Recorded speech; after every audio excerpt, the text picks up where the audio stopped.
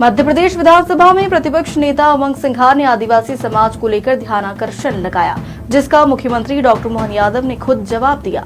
CM doctor Mohan Yadav ने कहा कि सरकार प्रधानमंत्री की भावना के आधार पर सभी वर्ग की कल्याण के लिए कार्य कर रही है।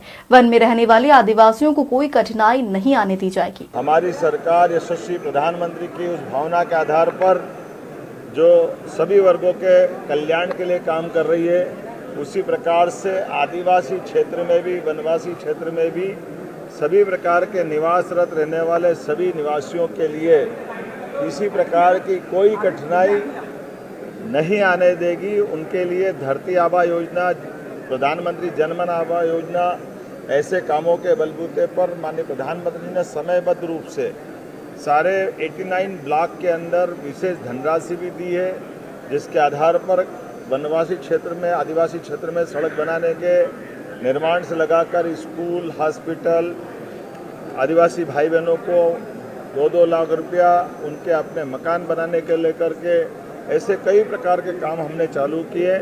और फिर भी हमने कहा कि हम दलों की भावना से ऊपर उठकर, अगर प्रतिपक्ष या पक्ष के किसी भी सदस्य ने आदिवासी अंचल में और भी अच्छे विकास की कोई बात कही है, सरकार उसके साथ भी खड़ी रहेगी।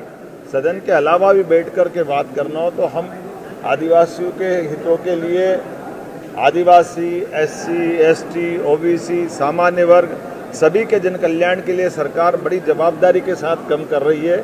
और इसीलिए काम के आधार पर, विकास कार्यों के आधार पर लोगों के जन कल्याण के लिए जो जो बन पड़ेगा, हमारी सरकार पूरी प्रतिबद्धता।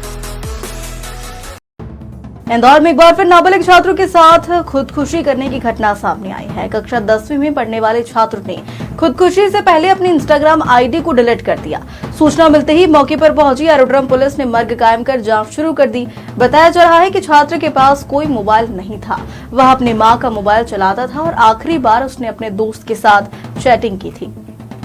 एरोड्रम थाना क्षेत्र के अंतर्गत एक छात्र ने, जो कि 10वीं क्लास में पहुंचा था, उसने सुसाइड कर लिया कल रात्रि में और 15 वर्षीय छात्र है ये। और एरोड्रम थाना क्षेत्र में फिलहाल इस मर्ग कायम किया जाकर और इसका पोस्टमार्टम कराया जा रहा है। इंदौर में प्रशासन की तमाम सख्ती और चेतावनी के बावजूद युवा वर्ग जोखिम उठाकर प्रतिबंधित पर्यटन स्थलों पर पहुंच रहे हैं। रविवार को सिमरौल थाना क्षेत्र की रोसिया दरगाह पर एक दर्दनाक हादसा सामने आया, जहां एक युवक की डूबने से मौत हो गई।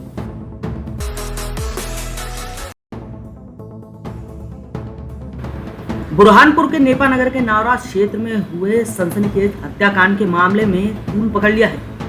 यहाँ पर प्रेम प्रसंग के चलते रईस ने हिंदू युवती की धारदार हथियार से वार कर उसकी हत्या कर दी। यह पूरा मामला लव जिहाद से जोड़ा जा रहा है। हत्या के बाद यहाँ पर हिंदूवादी संगठनों में आक्रोश फूट गया और आरोपी रईस पर कठोर कार्रवाई की मांग को लेकर पुलिस कंट्रोल रूम का घेराव भी किया। वहीं आरोपी के घर, दुकान पर कार्रवाई करने की मांग की है। मुख्यमंत्री डॉक्टर मोहन यादव ने इस पूरे मामले को संज्ञान में लिया है और लापरवाही बरतने पर 2 पुलिसकर्मियों को लाइन अटैच भी किया है। वहीं पीड़िता के घर मंत्री से लेकर विधायक उनके घर पहुंच रहे हैं और कठोर कार्रवाई का आश्वासन दे रहे हैं। इसने की है उसको सजा निश्चित रूप से बहुत कड़ी सजा मिलेगी। और जैसे ही घटना की जानकारी मिली, तत्काल एसपी कलेक्टर दोनों से चर्चा हुई। श्रावण माह के अंतिम सोमवार पर जहां सुबह शिवालयों में भक्तों का तांता देखने को मिला, तो वहीं पीथमपुर के प्राचीन बोगनेश्वर महादेव मंदिर में बड़ी संख्या में दर्शनार्थी पहुंचे, जहां उन्होंने भोलेनाथ का जलाभिषेक किया। औद्योगिक नगरी पीथमपुर के प्राचीन बोगनेश्वर महादेव मंदिर पर श्रावण माह के आखिरी सोमवार पर भक्तों की भीड़ देखने को मिली। शहर की पांडवकालीन प्राचीन बोगनेश्वर महादेव मंदिर पर सुबह से ही भोले के भगत दर्शन, पूजन, अभिषेक के लिए पहुंचने लगे थे।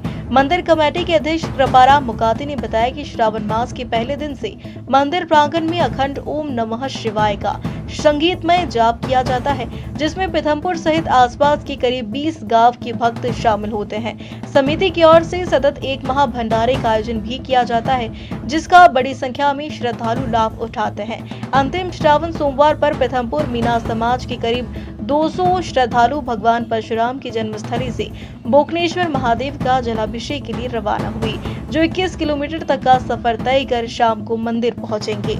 बुकनेश्वर धाम पर प्राचीन बुकनेश्वर महादेव मंदिर पर हर वर्ष की तरह इस वर्ष भी सावन के पवित्र महीने में भगवान शिव के महामंत्र ओम नमः शिवाय के अखंड जाप का आयोजन किया गया और सतत 1 महीने से जारी है और आज सावन का आखिरी सोमवार है।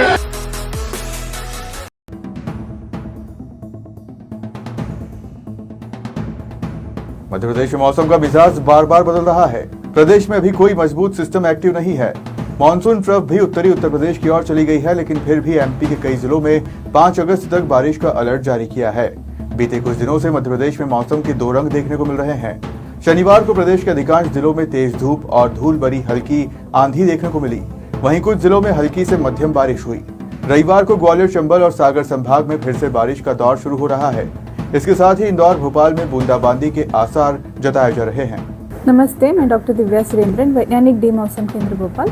प्रदेश के मौसम के बारे में देखा गया तो पिछले 24 घंटों में मध्य प्रदेश के ईस्टर्न साइड में मानसून का एक्टिविटी नॉर्मल था। वेस्ट साइड में वीक मानसून दर्ज किया है। वेस्ट एमपी में आइसोलेटेड बारिश दर्ज हुआ। सबसे हाईएस्ट रायसेन डिस्ट्रिक्ट में हुआ था 52.8 मिलीमीटर। यहाँ पे ग्वालियर से थंडरस्टॉर्म रिपोर्ट है और 4 जगह से गस्टी विंड्स रिपोर्ट है। हाईएस्ट उज्जैन में आया। ईस्ट एमपी में फेयरली वाइड स्प्रेड बारिश हुआ। यहाँ पे हाईएस्ट 120 मिलीमीटर रिपोर्ट हुआ मऊगंज में। ईस्ट एमपी के 12 जगह से हेवी रेनफॉल रिपोर्ट है। 1 जगह से वेरी हेवी रेनफॉल रिपोर्ट है। ईस्ट एमपी में गजराहो में